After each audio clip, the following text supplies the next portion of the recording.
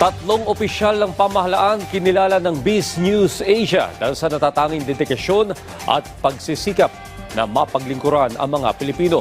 Yan at iba pa sa Express Balita ni Alan Francisco.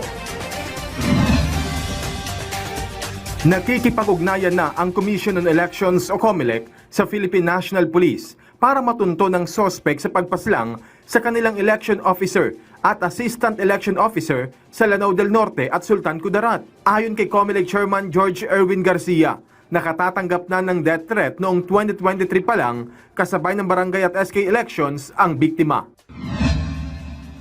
Binigyang pagkilala ng Biz News Asia ang tatlong opisyalis ng pamahalaan. Kasama sa binigyan ng award sina DOTR Secretary Jaime Bautista, DICT Secretary Ivan Jan Uy at COMELEC Chairman George Erwin Garcia. Ito'y dahil sa hindi nila matatawarang serbisyo sa mga Pilipino.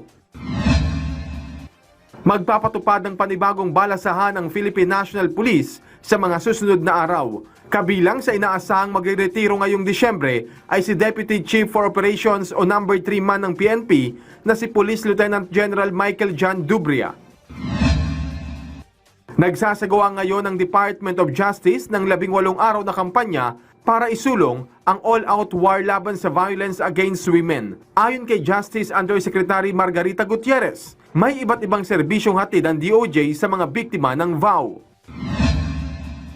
Bilang bahagi ng pagunita sa nalalapit na selebrasyon ng World AIDS Day sa susunod na buwan, lumagda sa isang kasunduan ang United States Agency for International Development o USAID at Ayala Healthcare Holdings Incorporated. Layo nito na paigtingin pang HIV awareness, screening at treatment access sa Pilipinas.